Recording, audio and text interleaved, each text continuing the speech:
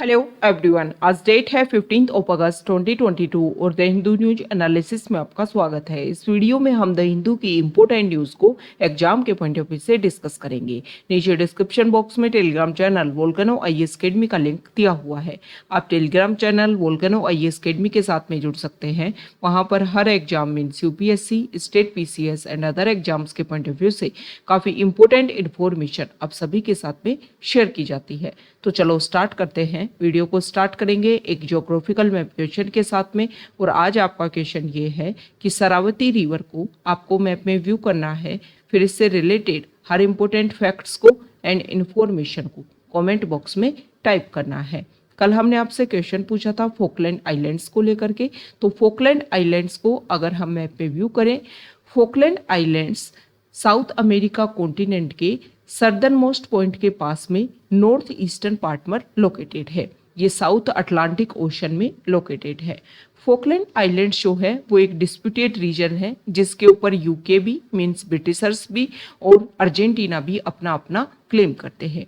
इसकी हिस्ट्री को अगर हम जाने तो स्टार्टिंग टाइम में ये जो एरिया जो है वो अंडर आता था ब्रिटिशर्स के, मतलब जो कॉलोनियल रूल था उस टाइम ब्रिटिशर्स यहाँ पर रूल करते थे।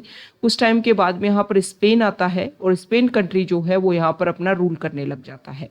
तो उसके बाद में जब स्पेन अपने आप को यहाँ से विड्रॉ करता है और इंडिपेंडेंट कंट्री के रूप में अर्जेंटीना जो है एस्टेब्लिश होता है, तो अर्जेंटीना इस एरिया के ऊपर अपना क्लेम करने लग जाता है। लेकिन यूएस के साथ में अर्जेंटीना का कुछ शिप को लेकर के इशू होता है और यूएस जो है वो यहाँ पर अटैक करता है। और उसी टाइम जो है वो ब्रिटिशर्स फिर से अपना यहाँ पर क्लेम करने लग जाते हैं कि कॉलोनियल टाइम में, स्टार्टिंग टाइम में ये जो फोकलैंड आइलैंड है वो हमारे अंडर थे। और इसी की वजह से प्रेजेंट टाइम तक भी इस एरिया को लेकर के यूके और अर्जेंटीना दोनों ही कंट्री अपना क्लेम करते हैं और दोनों ही इसको अपने अंडर करने की कोशिश करते हैं। देखो, जब भी किसी वाटर बॉडीज में इस तरीके के आइलैंड एरिया देखने को मिलते हैं तो हर कंट्री उसको अपना क्लेम करने की कोशिश करती है, क्योंकि इसका बेसिक रीजन ये है कि मान लो ये एरिया किसी भी, या तो अर्जेंटीना या फिर यूके, किसी के भी अंडर आता है, तो वो कंट्रीज इसका यूज कर सकती हैं अपना मिलिट्री बेस बनाने के लिए, ताकि इस एरिया में आसपास के वाटर बॉडीज में अपना डोमिनेंस क्रिएट करने की कोशिश कर सके। प्रेजेंट टाइम में जब भी हम आईआर डिस्कस करते हैं तो हम देख रहे हैं कि जो पैसिफिक ओशन में जो स्मॉल आइलैंड्स हैं उस पर हर कंट्री अपना क्लेम करने की कोशिश कर रहे हैं। और उसका बेसिक रीजन यही है कि जो वाटर बॉडीज वाले एरिया हैं या जो वाटर एरियाज हैं वहां पर अपना डोमिनेंस क्रिएट किया जा सके और वर्ल्ड लेवल पर अपने आप की सुप्रीमेसी जो है उसको एस्टेब्लिश किया जा सके। ओके, तो ये फोकलैंड आइलैंड से रिलेटेड बेसिक फैक्ट्स जो हमारे एग्जाम के पॉइंट ऑफ व्यू से इंपॉर्टेंट है। द हिंदू को डिस्कस करने से पहले हम डिस्कस कर लेते हैं मेंटोरशिप प्रोग्राम के बारे में। वो स्टूडेंट्स जिनका टारगेट 2023 यूपीएससी है वो हमारे मेंटोरशिप प्रोग्राम के साथ में जुड़ सकते हैं। इस प्रोग्राम में जो हमारे मेंटोर हैं वो आपको डेली बेसिस पर आपका जो यूपीएससी का सिलेबस है उसके अकॉर्डिंग आपको डेली बेसिस पर टारगेट देते हैं और फिर जो आपका टारगेट है उनको क्वेश्चन बेस्ड इवैल्यूएशन उनका करवाया जाता है। प्रीलिम्स के बेसिस पर एमसीक्यू आपको अवेलेबल करवाए जाते हैं और मेंस के बेसिस पर उसी टारगेट से रिलेटेड क्वेश्चंस आपको अवेलेबल करवाए जाते हैं। फिर आपके जो आंसर्स होते हैं मेंस के उनको लेकर को आपको गाइडेंस भी अवेलेबल करवाई जाती है। टाइम टू टाइम हमारे जो मेंटोर हैं वो डायरेक्ट आपके साथ में कॉल टू कॉल कन्वर्सेशन के थ्रू कनेक्ट भी रहते हैं। अगर आपको कोई भी इशू क्रिएट होते हैं, कोई भी आपको हर्डल्स क्रिएट होती है आपकी स्टडी को लेकर के, आपकी जो प्रोसीजर है स्टडी का उसको लेकर के, तो उसमें हम जो एक बेस्ट स्ट्रेटजी भी आपके साथ में हम शेयर करते हैं। तो आप हमारे मेंटरशिप प्रोग्राम के साथ में जुड़ सकते हैं। कल कुछ कमेंट आए थे कि हम किस तरीके से मेंटरशिप प्रोग्राम से जुड़े। देखो, जो मेंटरशिप प्रोग्राम का जो लिंक है वो आपको डिस्क्रिप्शन में अवेलेबल करवा दिया जाएगा। इसके अलावा आप हमारी वेबसाइट पर जाकर के जो मेंटरशिप प्रोग्राम है वहाँ जाकर के व्यू कर सकते हो। उसमें जाकर के जब आपको व्यू करोगे तो आपकी जो एक तरीके से जो आपकी आइडेंटिटी है वो आपकी हमारी वेबसाइट पर आपकी डिमांड की जाएगी। तो आपको अपना अकाउंट क्रिएट करना है और फिर फॉलो प्रोसीजर करते हुए जो मंथली बेसिक चार्जेस आपके लिए अलाउ किए जाते हैं वो आप जब पेमेंट करोगे उसके बाद में आपकी जो भी स्लिप है वो आपको मेल करनी है। और इस तरीके से आप हमारा जो पर्सनल ग्रुप जो हमने बनाए हुए हैं मेंटरशिप प्रोग्राम के लिए उसमें आपको ऐड कर दिया जाएगा। ओके, तो इस प्रोसीजर को फॉलो करते हुए आप मेंटरशिप प्रोग्राम से जुड़ सकते हैं। द हिंदू को डिस्कस करने से पहले आप सभी को पता है हमारे इंडिया ने 75 ईयर ऑफ इंडिपेंडेंस को कंप्लीट कर लिया है। जैसा कि 31 जुलाई की मन की बात में हमारे प्राइम मिनिस्टर ने भी एक इम्पोर्टेंट बात बोली कि ये जो 75 साल जो हुए हैं वो हमारे अमृत काल थे और आने वाले जो 25 साल हैं वो हमारे कर्तव्य काल है। मतलब जब 100 ईयर ऑफ इंडिपेंडेंस को हम सेलिब्रेट करेंगे, 100 साल कंप्लीट कर लेगा इंडिया अपनी आज़ादी के, तो इन 25 सालों में हमें इस तरीके से काम करना है हमारे इंडिया की हर पॉपुलेशन को, हर पर्सन को, हर सिटीजन को, कि हमारे इंडिया के अपग्रेडेशन के लिए हम काम कर सके। तो आप सभी को भी एज ए ड्यूटी जो है इन 25 ईयर्स को जीना है और ड्यूटी के रूप में फॉलो करते हुए हमारी इंडिया की ग्रोथ और डेवलपमेंट में एक इम्पोर्टेंट रोल प्ले करना है। ओके, देखो हमारी कंट्री के लिए जो एक सेक्रीफाइस होता है या फिर कंट्री के लिए कुछ कंट्रीब्यूशन होता है वो अलग अलग लेवल पर होता है। हर पर्सन जो है वो अपने लेवल पर कंट्रीब्यूशन कर सकता है। जैसे कि अगर हम बात करें, कोई सर्विस पर्सन है और जॉब करता है, उनके हाथ में कुछ अथॉरिटी है, तो वो एक लिबरल तरीके से विदाउट एनी करप्शन अगर अपना काम करते हुए काम करते हैं, अपनी सर्विस को प्रोवाइड करते हैं सिटीजन के लिए, तो वो एक अपनी कंट्री के लिए अपना कंट्रीब्यूशन दे रहे हैं। एक अच्छा टीचर वो एक बेसिक नॉलेज अगर प्रोवाइड करने की कोशिश करता है, हमारा जो यूथ है उसको स्किल्ड नॉलेज जो है वो प्रोवाइड करवाता है, तो वो अपना जो ड्यूटी है वो कंप्लीट करता है। तो अपने अपने लेवल पर आप अपनी जो ड्यूटी है उनको डिसाइड कीजिए और अपने अपनी कंट्री के लिए अपग्रेडेशन के लिए उसको इम्प्लीमेंट कीजिए, ताकि 100 ईयर्स ऑफ इंडिपेंडेंस जब हम सर्व करें या सेलिब्रेट करें, उस टाइम इंडिया जो है वो दोबारा से जो अपने एंशिएंट टाइम में एक तरीके से पूरे वर्ल्ड में विश्व गुरु के रूप में इंडिया को जाना जाता था, दोबारा से इंडिया जो है उसी डेजिग्नेशन पर पहुंच पाए। ओके, तो द हिंदू को हम डिस्कस करते हैं। फर्स्ट इंपॉर्टेंट न्यूज़ है हमारी प्रेसिडेंट द्रौपदी मुर्मू जी, उन्होंने हमारे इंडिया को एड्रेस किया इंडिपेंडेंस डे की ईव पर। कुछ इंपॉर्टेंट बातें बोली जो हमारे लिए इम्पोर्टेंट है।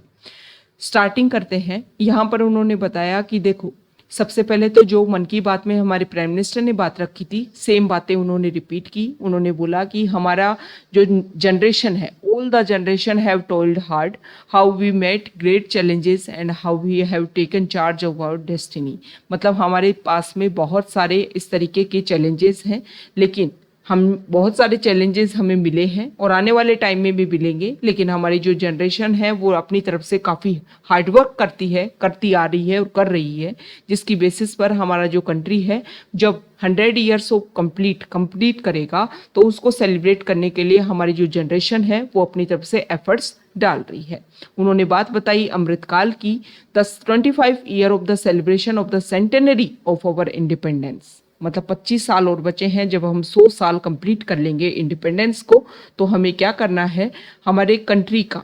उन्होंने ये बताया कि इंडिपेंडेंस के टाइम में, मतलब जो प्रोसीजर चल रहा था फ्रीडम मूवमेंट के टाइम में, उस टाइम जो हमारे फ्रीडम फाइटर्स थे और बाबा साहेब भीमराव अंबेडकर जिन्होंने हमारे कॉन्स्टिट्यूशन को ड्राफ्ट किया था, उनका जो भी विजन था उन सभी के विजन को एक शेप में लाने की जो रिस्पॉन्सिबिलिटी है वो हमारी है और उसी के अकॉर्डिंग हमारे जो काम है वो होने चाहिए।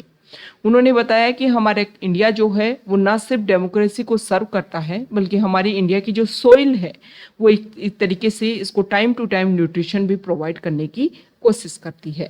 कुछ अलग तरीके की अगर हम बात करें तो उन्होंने बताया कि 14 अगस्त 1947 जो है वो हमारे इंडिया में पार्टीशन हॉरर रिमेम्बरेंस डे के रूप में इसको देखा जाता है।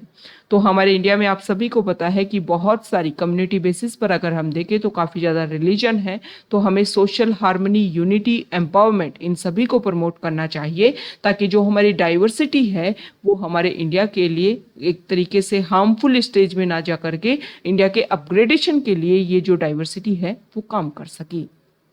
ओके, यहाँ पर कुछ अदर पॉइंट्स को लेकर के उन्होंने बताया कि देखो इंडिया जब अपनी इंडिपेंडेंस के लिए स्ट्रगल कर रहा था और आफ्टर इंडिपेंडेंस इंडिया ने ये सेलिब्रेट किया और इंडिया ने डिसाइड किया कि यूनिवर्सल फ्रेंचाइज जो है हम दिया जाएगा। मतलब विमेन का भी इसमें जो इंक्लूजन है वो देखने को मिलेगा और ये चीज़ें हमें बिगनिंग से ही देखने को मिली। यूनिवर्सल एडल्ट फ्रेंचाइज विमेन को भी इसमें हमने पार्टिसिपेट करवाया। ये चीज़ें हमें शो करती है कि हम इक्वलिटी में जो हैं वो स्टार्टिंग से ही हम बिलीव करते हैं। ओके, तो यहाँ पर उन्होंने 75 ईयर ऑफ इंडिपेंडेंस में इंडिया ने क्या क्या अचीव किया उसके बारे में बताया, और अगले 25 साल में हमारा क्या टारगेट होना चाहिए, इन सभी बातों को लेकर के उन्होंने अपनी अपनी बात रखी हमारे इंडियन फ्लैग को लेकर के, कि इंडियन फ्लैग जिन्होंने हमारे इंडियन फ्रीडम स्ट्रगल में एक तरीके से एक वैल्योर के लिए, एक अपग्रेडेशन के लिए इसका काम रोल प्ले किया। तो हमारा जो नेशनल फ्लैग है उसके लिए जो हमारी रिस्पॉन्सिबिलिटी होनी चाहिए, और प्रेजेंट टाइम में हर घर तिरंगा जो कैंपेन है वो हमें शो करता है कि हमारे फ्रीडम स्ट्रगल मूवमेंट में तिरंगा का क्या रोल रहा था, किस तरीके से इन्होंने एक मोरल सपोर्ट देने की हमेशा कोशिश की गई थी। इस फ्लैग से हमेशा जो हमारे फ्रीडम फाइटर्स थे उनको हमेशा एक मोरल सपोर्ट मिलता था कि जो भी है हमें इस फ्लैग के लिए, हमारे कंट्री के लिए अपना जो लाइफ है या जो अपनी ड्यूटीज़ हैं वो सभी कंप्लीट करनी है। नेक्स्ट यहाँ पर इंडिपेंडेंस डे के टाइम में एक इम्पोर्टेंट जो इशू चल रहा था उसका सॉल्यूशन देखने को मिला है। एक फैमिली थी पाकिस्तान बेस्ड, उनको इंडिया के लिए वीज़ा मिला है, वो इंडिया में आकर के जो भी उनके रिलेटिव्स हैं उनसे मिल सकते हैं। कुछ टाइम के लिए उनका जो वीज़ा है उसको ब्लॉक कर दिया गया था, क्योंकि आप सभी को पता है कि इंडिया और पाकिस्तान की जो रिलेशन है वो काफ़ी कुछ टाइम तक, जैसे कि उरी अटैक देखने को मिला, उसके बाद में अगर हम बात करें तो पठानकोट अटैक देखने को मिला। ये कुछ ऐसे इशू हुए थे जिसकी वजह से जो हमारे रिलेशन है, जो भी कनेक्टिविटी है, उनमें रिस्ट्रिक्शन देखने को मिली थी। यहाँ पर जो हमारे नेक्स्ट सीजीआई हैं उनसे डिस्कशन किया गया है कि किस तरीके से आने वाले टाइम में हमारी जो जुडिशरी है वो चेंज होगी। देखो आज का जो द हिंदू है उसमें कंप्लीटली हमारे इंडिपेंडेंस के टाइम से और अब तक 75 साल में हमने क्या किया, आने वाले टाइम में हम क्या करेंगे, इन सभी के ऊपर एक ओवरऑल डिस्कशन किया गया है। तो जो नेक्स्ट हमारे एडिटोरियल पेज होंगे उनमें भी हम एक कंप्लीट कंक्लूजन निकालने की कोशिश करेंगे और उन पॉइंट्स के ऊपर डिस्कशन करेंगे जिन जिन पॉइंट्स का एक रिजल्ट जो है उन आर्टिकल्स में दिया हुआ है। सबसे पहले अगर हम बात करें तो यहाँ पर हमारे जो सीजीआई है, नेक्स्ट सीजीआई जो है यू ललित, उनसे क्वेश्चन किया गया कि किस तरीके से जो है वो नेक्स्ट टाइम में या आने वाले टाइम में हमारी जुडिशरी अपने आप को एस्टेब्लिश करेंगी। सबसे पहले तो उन्होंने बताया कि देखो पिछले 10-15 सालों से अगर हम देखें तो टाइम के साथ में जुडिशरी का लेवल जो है वो काफ़ी ज़्यादा चेंज हो रहा है, और जब हम 100 ईयर्स ऑफ कंप्लीट करेंगे इंडिपेंडेंस के तो हो सकता है कि वीमेन का पार्टिसिपेशन अभी प्रेजेंट टाइम में थोड़ा सा हाइक हुआ है, लेकिन आने वाले टाइम में और भी ज़्यादा इसमें हाइक देखने को मिल सकता है। नेक्स्ट पेजेज में भी इनके जो इंटरव्यू है उनके कुछ टेसेज वहाँ पर भी लिख रखे हैं, तो यहीं पर हम डिस्कस कर लेते हैं। उन्होंने बताया, राजस्थान का उन्होंने एग्जाम्पल दिया, उड़ीसा का उन्होंने एग्जाम्पल दिया कि ये स्टेट ऐसे हैं जहां पर जजेस की जो संख्या है वो वीमेन की काफ़ी ज़्यादा पार्टिसिपेशन वहां पर देखने को मिलता है। लेकिन अगर हम कंपैरिजन करें सुप्रीम कोर्ट में तो सुप्रीम कोर्ट में अभी भी अवेलेबिलिटी वीमेन जजेस की काफ़ी कम है, लेकिन उन्होंने बोला है कि आने वाले टाइम में ये संख्या जो है वो काफ़ी ज़्यादा इंक्रीज होती रहेगी। क्वेश्चन उनसे ये भी किया गया कि क्या जजेस की जो रिटायरमेंट की एज जो है उसको 65 से इंक्रीज करके 67 कर दिया जाए। तो उन्होंने बोला कि देखो जो हमारे पहले जो हमारे फॉर्मर जजेस रहे हैं उनकी भी 65 ईयर ऑफ एजेस में ही जो है रिटायरमेंट हुआ, और उन्हीं के थ्रू जो है हमें ये जिम्मेदारी मिल पाई कि हम एज ए सीजीआई जो है या जजेस के रूप में अपना रोल प्ले कर पाए। तो उन्होंने क्वेश्चन का आंसर देते हुए बोला कि ये जो आंसर है कि रिटायरमेंट एज क्या रहेगी, ये जो हमारी लॉ इन्फोर्समेंट है उसी के थ्रू ये काम करवाया जाएगा। ओके, तो सबसे इंपॉर्टेंट बात है वीमेन जजेस को लेकर के, तो उन्होंने बताया है कि हाँ आने वाले टाइम में जो है वो जल्द ही हमारे यहाँ पर संख्या जो है वो इंक्रीज होगी। अब ये एडिटोरियल पेज है, यहाँ पर हर पॉइंट को लेकर के जो राइटर हैं उन्होंने अपनी अपनी बात रखी है। हम एक ओवरऑल अंडरस्टैंडिंग यहाँ पर लेने की कोशिश करते हैं। सबसे पहले इस आर्टिकल में बताया गया है कि किस तरीके से हमारी इंडिपेंडेंस जो है वो हमें मिली। हमारे जो फ्रीडम फाइटर्स, कुछ ऐसे फ्रीडम फाइटर्स हैं जो काफ़ी नोन हैं जिनके बारे में हमें पता है, कुछ फ्रीडम फाइटर्स ऐसे हैं जिनके अननोन हैं जिनके बारे में हमें पता ही नहीं है। कल हमने डिस्कस भी किया था कि वेस्ट बंगाल जो स्टेट है वो अपने लेवल पर कोशिश कर रहा है कि उनके यहाँ पर जो भी अननोन इस तरीके के फ्रीडम फाइटर्स थे जिनका जो नाम है वो कभी भी किसी बुक में या इस तरीके से सामने नहीं आ पाया, उन सभी को सेलिब्रेट करने की कोशिश की जा रही है।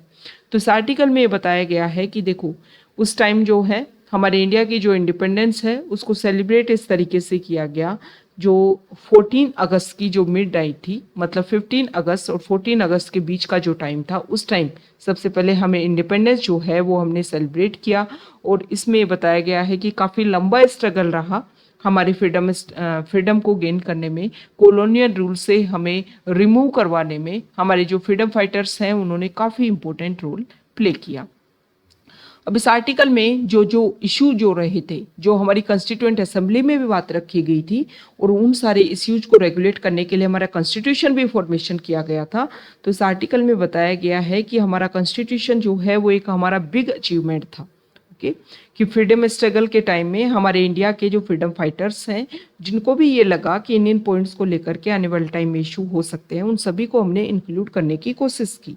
तो हमारे कॉन्स्टिट्यूशन में बहुत सारे बेसिक प्रोविजन हमने इस तरीके से रखते हैं कि हमारी जो पॉपुलेशन है उनके जो बेसिक जो भी उनके इम्पोर्टेंट ऑब्जेक्टिव्स हैं वो सर्व हो सकें, जैसे कि फंडामेंटल राइट्स और भी अदर ड्यूटीज़ हैं, उन सभी के थ्रू हम सर्व कर सकते हैं। तो उन सभी को रेगुलेट करने के लिए हमें ज़रूरत है, जैसे कि इस आर्टिकल में बताया है कि यहाँ पर 75 ईयर ऑफ इंडिपेंडेंस है, तो इंडिया में जो हमारे सिटीजन है, जो हमारी पॉपुलेशन है, उनकी जो फ्रीडम है उनको इंश्योर हमें करना चाहिए। यहाँ पर बताया गया है कि हमारा इंडिया जो है इंडिपेंडेंस के टाइम कैसा था, फिर टाइम के साथ में अपग्रेडेशन हमने किया। 1991 में जो हमने रिफॉर्म्स किए, इकोनॉमिक रिफॉर्म्स, जिसमें लिबरलाइजेशन और इसके अलावा अगर हम देखें प्राइवेटाइजेशन, ग्लोबलाइजेशन, इन सभी को हमने एलपीजी जो रिफॉर्म्स किए वो हमारे इंडिया के लिए काफ़ी बूस्टअप जो है वो लेकर के आई।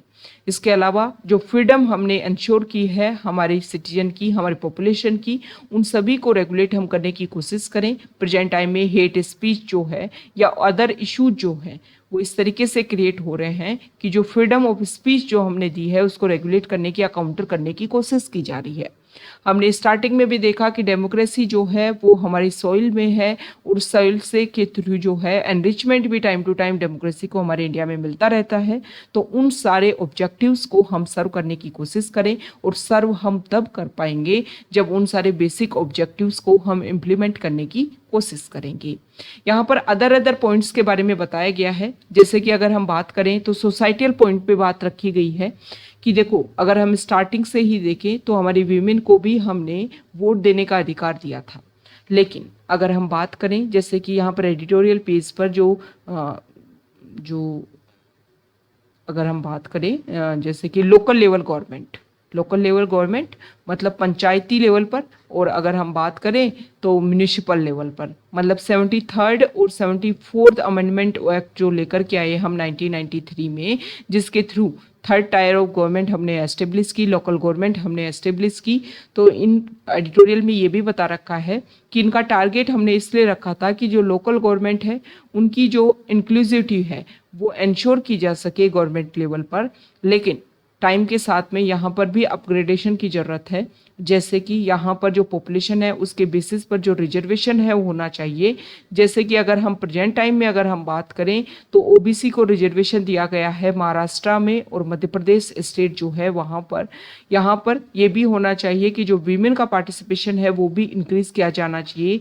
स्टेट लेवल पर जो अदर जो स्टेट हैं वो अपने लेवल पर इस चीज़ों को इंश्योर करें और इन चीज़ों को देखें अच्छे से कि वीमेन का जो पार्टिसिपेशन है वो भी इंक्रीज किया जा सके, ताकि जो एक बेसिक टारगेट जो हमने स्टार्ट किया था कि लोकल लेवल पर जो भी पॉपुलेशन है उन सभी का यहाँ पर इंक्लूजन हो। तो इंक्लूजन तभी होगा जब इक्वलिटी लेवल पर सभी का यहाँ पर पार्टिसिपेशन देखने को मिलेगा। तो ये कुछ बेसिक प्रॉब्लम्स है अभी भी प्रेजेंट टाइम में भी इंडिया में। तो टाइम के साथ में इन सभी पॉइंट्स के अपग्रेडेशन के लिए इंडिया को काम करना चाहिए। ओके, यहाँ देखिए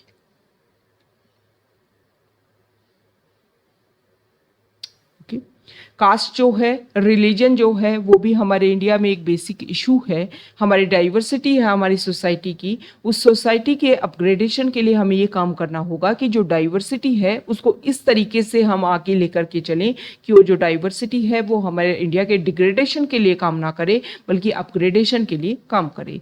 तो जो भी डाइवर्सिटी है उनमें हार्मनी जो है, ब्रदरहुड जो है वो हमें प्रमोट करने की कोशिश करनी चाहिए। इस तरीके की एक्टिविटी जो है वो हर लेवल पर, गवर्नमेंट लेवल पर, एडमिनिस्ट्रेशन लेवल पर, जुडिशरी लेवल पर होनी चाहिए कि हमारी जो सोसाइटी की जो डाइवर्सिटी है उसको हम हार्मनी के थ्रू इंश्योर कर सकें कि वो एक तरीके से इंटीग्रेटेड फॉर्म में कंट्री के डेवलपमेंट के लिए काम करेंगी। यहाँ पर अगर हम बात करें नेक्स्ट जो आर्टिकल है, इन सभी एडिटोरियल में अलग अलग पॉइंट के बेसिस पर यहाँ पर इंश्योर करने की कोशिश की गई है कि किस तरीके से जो है वो हमारे जो भी कंस्टिट्यूएंट असेंबली के मेंबर्स थे, जो हमारे कॉन्स्टिट्यूशन का फॉर्मेशन किया गया, उन सभी के लिए यहाँ पर काम किया गया था। नेक्स्ट इंपॉर्टेंट आर्टिकल है पेज नंबर 14 पर, और यहाँ पर देखो इंडिपेंडेंस डे और जो रिपब्लिक डे सेलिब्रेशन होता है उस टाइम ये जो गैलेंट्री अवार्ड्स हैं वो दिए जाते हैं हमारे जो भी आर्म्ड फोर्सेस में इम्पोर्टेंट मेंबर्स जिन्होंने अपना इम्पोर्टेंट रोल प्ले किया है हमारी कंट्री के लिए, उन सभी को। तो यहाँ पर कुछ मेडल्स दिए गए हैं, इन मेडल्स में कुछ डिफरेंस है, उनके बारे में हम डिस्कस करेंगे। तो यहाँ पर कीर्ति चक्र, शौर्य चक्र, इन सभी के बारे में बताया गया है। इसके अलावा भी अगर हम बात करें तो सेना मेडल, नाउ मेडल, वायुसेना मेडल, ये सभी यहाँ पर दिए गए हैं। तो एक एक को हम डिस्कस कर लेते हैं कि शौर्य चक्र, वीर चक्र ये होते क्या है और किस तरीके से इनको एस्टेब्लिश किया गया था।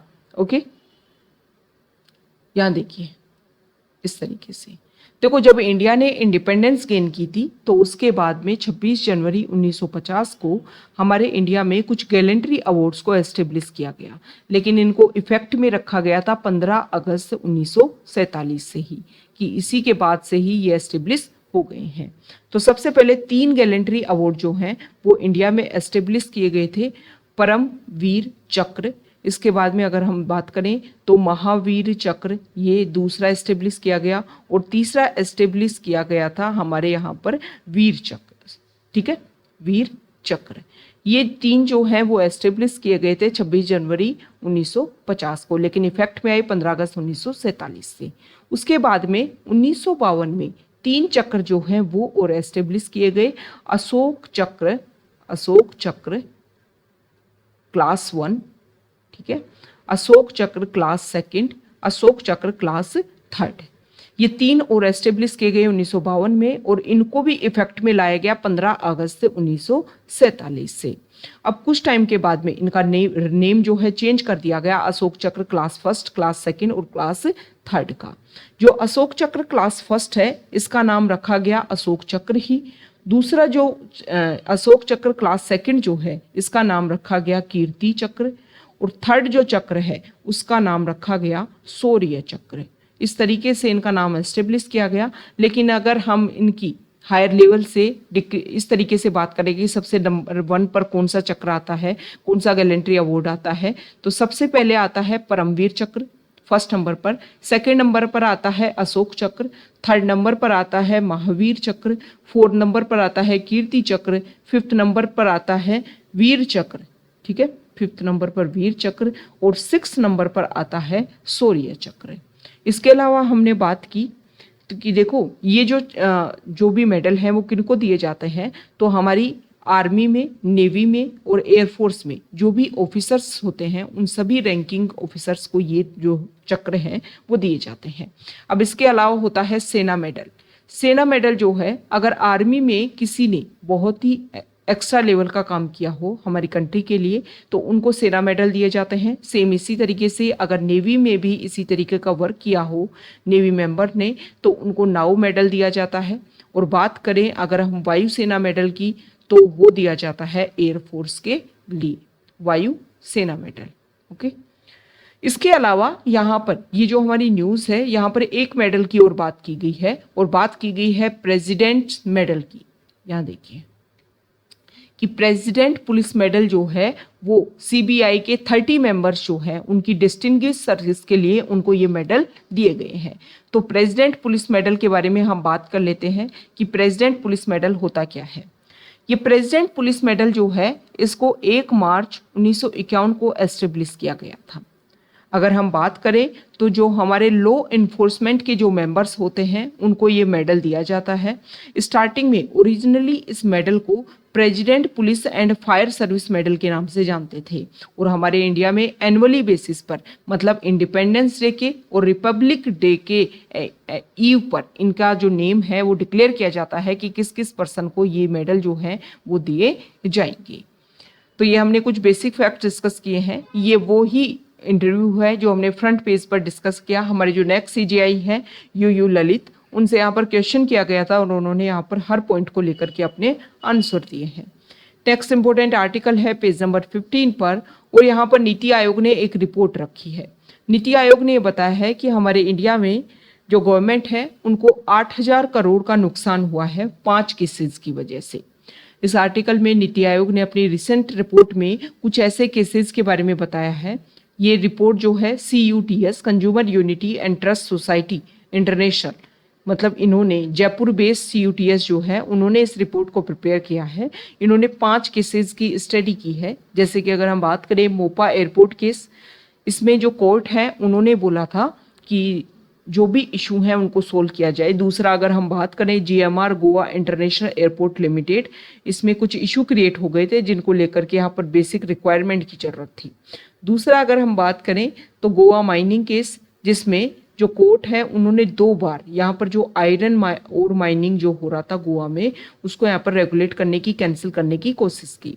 ओके, 2018 में जो केस हुआ वहाँ पर वेदांता ग्रुप जो है उन्होंने बोला कि हमारे पास में लीज है, हमारे पास में जो भी लाइसेंस है वो है, लेकिन यहाँ पर मना कर दिया गया कि जो भी आपकी माइनिंग है उसको यहाँ पर रोका जाए। इसके अलावा अगर हम बात करें नेशनल कैपिटल रीजन में एयर पोल्यूशन को कंट्रोल करने के लिए भी जो कंस्ट्रक्शन एक्टिविटीज़ हैं उनमें बैन किया गया। तो इस रिपोर्ट में बताया गया है कि ये सारी जो एक्टिविटीज़ हुई, ये जो केसेस हुए जिसमें जुडिशियल इंटरवेंशन देखने को मिला, उससे हमारी गवर्नमेंट को 8,000 करोड़ का रेवेन्यू का नुकसान हुआ। और लगभग अगर हम बात करें तो यहाँ पर वेजेस का भी काफ़ी ज़्यादा नुकसान हुआ है, मतलब जिन लोगों को यहाँ पर जॉब मिलने वाली थी उनका भी काफ़ी ज़्यादा नुकसान हुआ है। तो इस आर्टिकल में एक इम्पोर्टेंट बात रखी गई है कि जुडिशरी को जो है वो इकोनॉमिक इम्पैक्ट को भी कंसिडर करना चाहिए। जब भी आप कोई रिजल्ट देते हो और एनवायरमेंट कंसर्न के बेसिस पर ये सारी बातें रखते हो तो इसमें इकोनॉमिक क्या क्या इश्यूज क्रिएट होंगे, गवर्नमेंट को इससे क्या क्या नुकसान हो सकता है, इन सभी के बारे में भी आपको बताना चाहिए। नीति आयोग ने बात रखी है तो आपका क्वेश्चन ये है कि नीति आयोग जो है वो एक कॉन्स्टिट्यूशनल बॉडी है, स्टेचुटरी बॉडी है या फिर एग्जीक्यूटिव बॉडी है, ये आपको कमेंट बॉक्स में बताना है। और अगर कौन सी बॉडी है, मतलब एग्जीक्यूटिव बॉडी है या फिर मान लो कॉन्स्टिट्यूशनल बॉडी है, तो उस बॉडी के क्या फीचर्स होते हैं ये भी आपको कमेंट बॉक्स में बताना है। और किसको रिप्लेस करके नीति आयोग को लाया गया था ये आपको कमेंट बॉक्स में बताना है।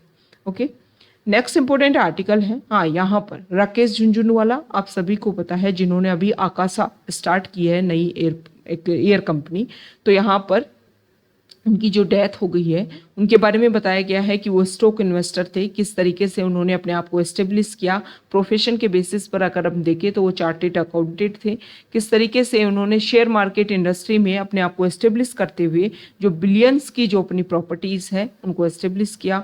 बहुत सारी कंपनीज से वो जुड़े हुए थे, बहुत सारे उनके फ्यूचरिस्टिक इस तरीके के डेवलपमेंट थे। यहाँ पर उनकी जो बेसिक जो है उनकी वाइफ रेखा और उनके नाम से बना करके RARE जो उन्होंने एंटरप्राइज बना रखा है, इसके बारे में और भी बेसिक फैक्ट्स उनके बारे में दे रखे हैं कि किस तरीके से इंडिया का वॉरेन बफेट उनको बोला जाता था।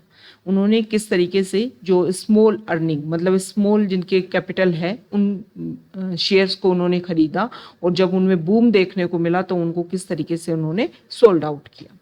नेक्स्ट इंपॉर्टेंट आर्टिकल है फॉरेन पेज पर, और यहाँ पर जो आर्टिकल है इसमें ये बता रखा है कि देखो ताइवान के साथ में इशू इंडिया में चाइना और ताइवान के बीच में इशू इसलिए क्रिएट हुए थे क्योंकि यहाँ पर ताइवान में विजिट हुई थी US की जो स्पीकर है, हाउस स्पीकर। उसके बाद में अभी देखने को मिला कि जो ड्रिल्स कंडक्ट करवाई गई चाइना के द्वारा ताइवान के आसपास वाले रीजन में, उसको कुछ टाइम के लिए ख़त्म कर दिया गया, लेकिन अभी फिर से यहाँ पर US के जो लॉ मेकर्स हैं वो ताइवान की विजिट पर हैं। तो ये चीज़ें हमें शो करती हैं कि आने वाले टाइम में हो सकता है कि चाइना और ताइवान के बीच में इशू देखने को मिले, क्योंकि चाइना जिस पॉलिसी को फॉलो करता है उस पॉलिसी को USA जो है फॉलो नहीं कर रहा है। वैसे अगर हम बात करें तो USA जो है वो वन चाइना पॉलिसी को एक तरीके से मानता है कि हाँ वन चाइना पॉलिसी है और चाइना का डोमिनेंस है उस एरिया में, लेकिन जो ताइवान है वो अपनी इंडिपेंडेंस के लिए काम करता है। 2016 से तो लगभग वहाँ पर ये बात रखी जा रही है कि हम इंडिपेंडेंट कंट्री हैं और रियल चाइना जो है वो ताइवान है, और हम अपने इंडिपेंडेंस लेवल पर हर कंट्री के साथ में अपने रिलेशन जो है वो मेंटेन करेंगे। तो ये कुछ इशू है, हो सकता है इसकी वजह से दोबारा से ताइवान और चाइना के बीच में जो क्लैश है वो देखने को मिले। अगर प्रेजेंट टाइम में रशिया यूक्रेन इशू के बारे में अगर हम बात करें तो उनमें भी यही प्रॉब्लम क्रिएट हुई थी कि वहाँ पर मेजर इशू ये था कि जो यूक्रेन जो है वो नाटो ऑर्गेनाइजेशन का मेंबर बनने के लिए अपने आप को प्रिपेयर कर रहा था। रशिया ने बात रखी कि नाटो ऑर्गेनाइजेशन का मेंबर अपना आपको बनना है तो यहाँ पर इशू जो है वो क्रिएट हो सकते हैं, और इसी को लेकर के यूएस जो है वो अपनी डिप्लोमेसी को या अपने जो भी इम्पोर्टेंट बेसिक फीचर्स हैं उनको इम्प्लीमेंट करने की कोशिश करता रहा, और उसी का रीजन रहा कि काफ़ी लंबे टाइम से रशिया और यूक्रेन जो है वो वॉर जैसी कंडीशन में इंडल्स हैं, जिसकी वजह से वर्ल्ड लेवल पर भी इफेक्ट देखने को मिल रहा है। तो यहाँ पर चाइना और ताइवान के बीच में भी इस तरीके के इशू क्रिएट ना हो, क्योंकि अगर कहीं पर क्राइसिस क्रिएट होता है, कहीं पर वॉर जैसी सिचुएशन होती है, तो सिर्फ उसकी वजह से वो कंट्री इफेक्ट नहीं होता, वर्ल्ड लेवल पर भी उसका इशू, उसका इफेक्ट जो है वो देखने को मिलता है। ओके, तो यहाँ पर जो प्रॉब्लम है उसका सॉल्यूशन होना चाहिए, जो भी प्रॉब्लम है उसमें एक नेगोशिएशन का प्रोसीजर आना चाहिए। इस तरीके से इनडायरेक्टली या फिर किसी भी कंट्री के साथ में अगर कन्फ्लिक्टेड जोन है तो अपने लेवल पर जो भी रिजल्ट आप मेंटेन करने की कोशिश कर रहे हो उसकी वजह से कुछ ऐसा इफेक्ट देखने को ना मिले कि अदर कंट्रीज भी इससे फिर इफेक्टेड हो। यहाँ पर एक इम्पोर्टेंट बात यह है कि आप सभी को पता है कि अभी सलमान रुश्दी के ऊपर अटैक हुआ यूएसए में, तो उसके बाद में जेके रोलिंग जो हैरी पॉटर के ऑथर हैं उन्होंने एक ट्वीट कर दिया, उसके बाद में उनको भी यहाँ पर ऑनलाइन थ्रेड देखने को मिली है। इसके बाद में जो पुलिस प्रोब मतलब एक तरीके से केस जो है वो उन्होंने रजिस्टर करवाया होगा। लेकिन इम्पोर्टेंट बात यह है कि हमें पता होना चाहिए कि हैरी पॉटर काफ़ी इम्पोर्टेंट सीरीज रही थी, लोगों ने देखा भी होगा, आपने भी देखा होगा। उसके जो ऑथर हैं उनका नाम है जेके रोलिंग। तो ये द हिंदू न्यूज़पेपर के इम्पोर्टेंट फीचर्स, इम्पोर्टेंट न्यूज़ जो भी हमने डिस्कस किए हमारे एग्जाम के पॉइंट ऑफ व्यू से, हर आर्टिकल को इंटीग्रेटेड फॉर्म में हमने यहाँ पर प्रिपेयर करने की कोशिश की। आप हमारे other initiative question and answer series, इसके अलावा जो हमारी आज़ादी सीरीज है उसके साथ में भी जुड़ सकते हो। आपकी मॉडर्न इंडियन हिस्ट्री को आप आज़ादी सीरीज के थ्रू जो है वो कंप्लीट कर सकते हो। आज़ादी सीरीज को आज हम कंप्लीट करवा देंगे, इसके बाद में अदर कोई इसी तरीके का इम्पोर्टेंट सीरीज जो है वो आपके लिए हम लेकर के आएंगे। अगर आप यहाँ तक आए हैं, वीडियो आपको अच्छा लगा है तो प्लीज़ वीडियो को लाइक कीजिए, शेयर कीजिए और चैनल को सब्सक्राइब कीजिए। Okay, thank you.